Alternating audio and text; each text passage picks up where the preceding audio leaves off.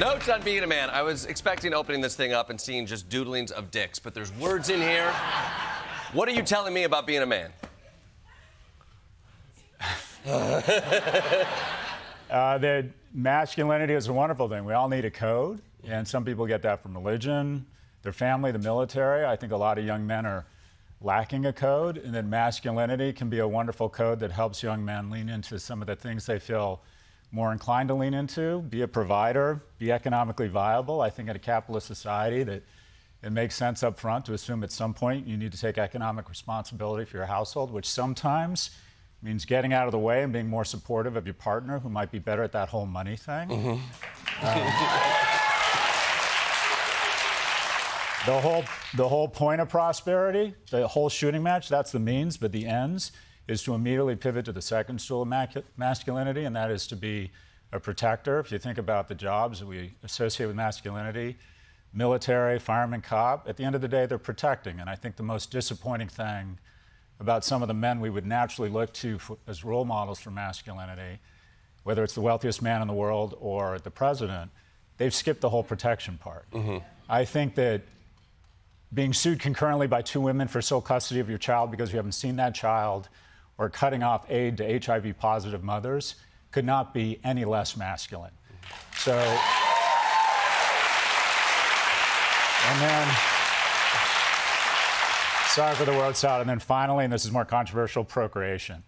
I think we need to stop pathologizing young men's desire to have relationships and want sex. I think that sexual desire among young men is fire. It can be destructive, but I also think, for the most part, it's a wonderful thing that, if channeled correctly, makes you want to be a better man, make you want to dress well, make you want to be in better shape, make you want to have a kindness practice, make you want to demonstrate intellect, demonstrate humor. There's nothing wrong with getting out there and wanting to meet people and have a wonderful partner, and quite frankly, stop watching porn and get out there and make your own path. Well, I'm glad you brought that up because I wanted to talk about young boys having sex. So I'm glad.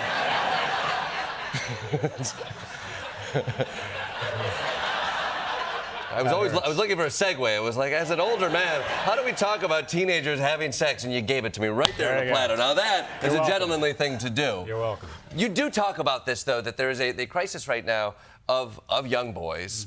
I think there's a wild stat that I didn't believe when I read it. It's something like 45% of boys between the ages of 18 to 25 haven't asked a woman out face to face. That's right. Is that right?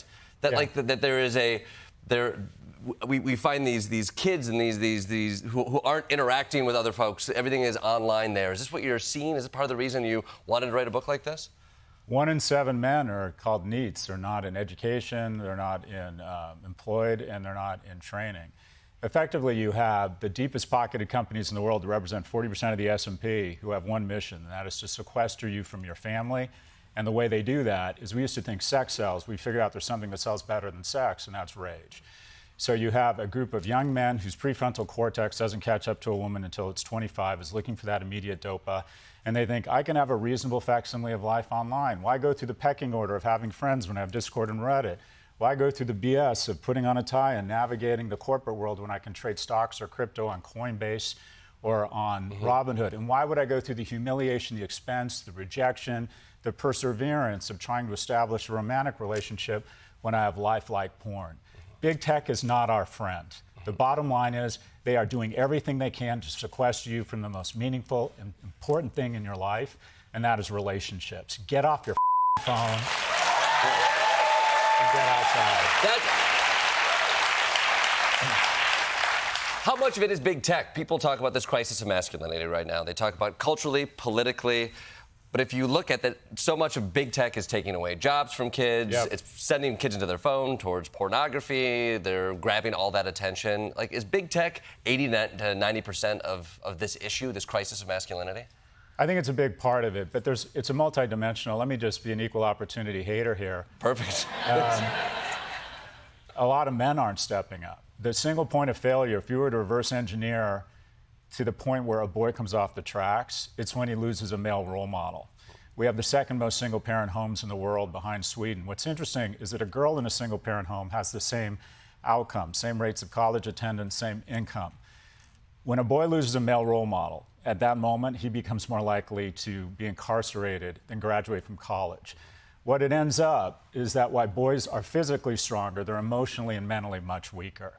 So the reality is the men of my generation who have registered more prosperity than any generation in history have a debt. And one of the things we need to do is get more emotionally involved and physically involved in the life of a boy that's not ours. That is the ultimate expression of masculinity. And unfortunately, men aren't stepping up. There are 3 times as many women applying to be big sisters in New York as there are men applying to be big brothers. Some of that is this unfortunate taboo from the Catholic Church and Michael Jackson that if you have paternal or fraternal love to give, you feel self-conscious about taking an interest in a young man's life.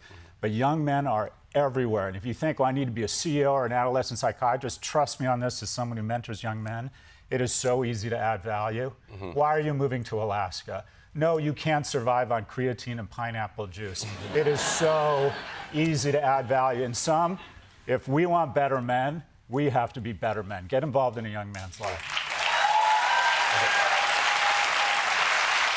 And when you say we, you mean the royal we. I don't actually have to do something in this situation, right? Well, you're a dad. You got a 5-year-old. I have a 5-year-old. And actually, you brought something up in here that resonated. You talk about male teachers. My son hasn't had a male teacher yet. He's had many teachers and no male teachers. I think, where do you see that role for men, like both in our society, like what job should they be looking for, and also as mentorship? You speak of mentoring yourself, friends, kids. Is that what you're saying? Just on a social level, people should be reaching out to other kids who need that role model? Well, you mentioned education. 70 to 80% of primary school teachers are female, right? And on a risk-adjusted basis or behavior-adjusted basis, a boy is twice as likely to be suspended for the same behavior, a black boy 5 times as likely. So we have to get more men into K through 12. What's interesting is that your son, once he hits 14 and 15, he will develop these terrible things called opinions.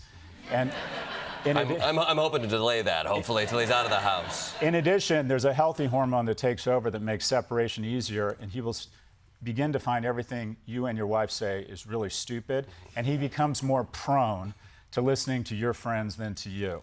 And that's okay. And also, probably the most important thing outside of parental involvement, the bottom line is, being just present and being there is the most important thing for a man. And even just saying 5 years ago that boys need men was seen as triggering.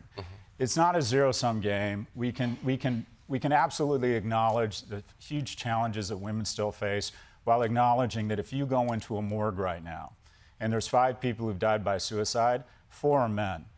And I would offer up, Jordan, that if any group was killing themselves at 4 times the rate of the control group, we would move in with programs. But because my generation registered so much unfair prosperity, we are holding young men accountable. And it's resulting in a country that's not going to continue to flourish. Women in the country aren't going to continue to flourish if our young men continue to flail. We can walk and chew gum at the same time. People have real problems in different special interest groups, but at the same time, we can move in with empathy and we can move in with programs. Empathy is not a zero-sum game.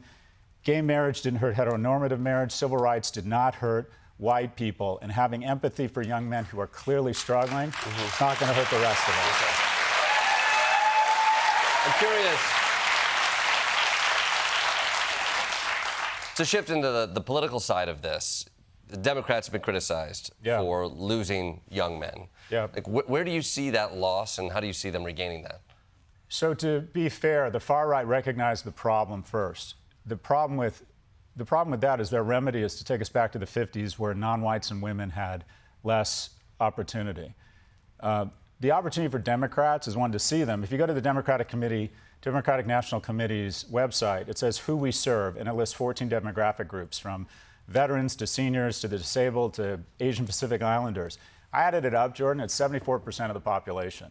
When you say we're explicitly, overtly serving 74% of the population, you're not serving 74% of the population, you're discriminating against 26%. I saw a parade of special interest groups at the Democratic National Convention, but the only group not mentioned was the group that has fallen furthest fastest in America, that's young men. So the first thing is to see them.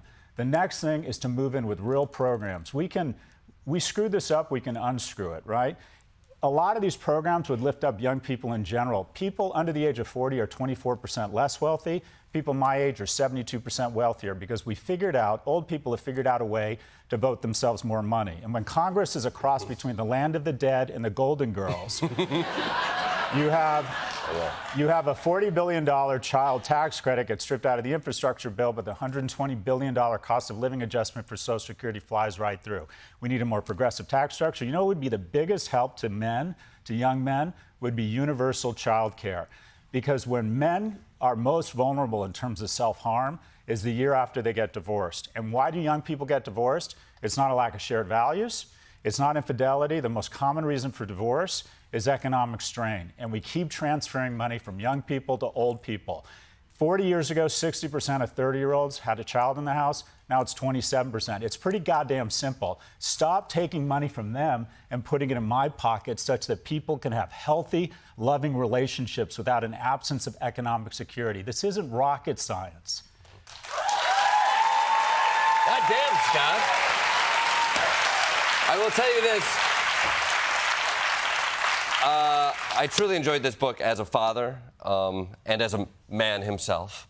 And thinking about my father, what I was moved by, at the end, you write a letter to your two sons, sort of summing up a lot of the lessons that are in this book. It's not only thoughtful, it's remarkably patriotic. You keep mentioning to your sons to value the country that they came up in, which is something I think people on the progressive side of things who are trying to crack this nut feel almost ashamed to show that patriotism. They feel like that is land that has been ceded or at least gained by people on the other side of the aisle. Like, why was that so important to you? Well, as you get older, the good news is you get more thoughtful. The bad news is you get more thoughtful. And as I've gotten older, when I reverse engineer why I'm on The Daily Show with you and I get to lead this extraordinary life, a lot of it comes down to a few basic things. The irrational passion for my well-being of my mother, single immigrant mother, lived and died a secretary, but also some, it's the jet lag of I'm getting emotional. Hey, I'm sorry. You're a man, you can cry. You can cry, Scott. Thank you. It's okay. You can do this. But the other thing, I'm a product of big government. I got assisted lunch. I got Pell Grants. I got to go to this amazing university called UCLA that had a 74% admissions rate. Now it has a 9% admissions rate. I made an incredible living because American taxpayers decided to build this amazing technology called DARPA and the internet. Immigrants built my companies. My mom, when I was younger, had access to family planning. Had we not, I wouldn't have gone to college. We would have been in poverty. I feel as if everything that got me where I am in America is under attack right now. And so I think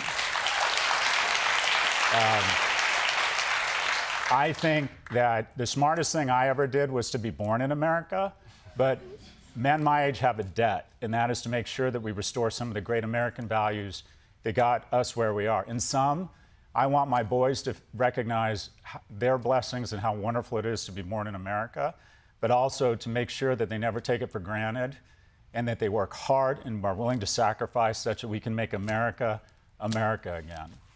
Notes on Being a Man is available now. Check out his Prop G Pod and Pivot podcast. Scott Galloway.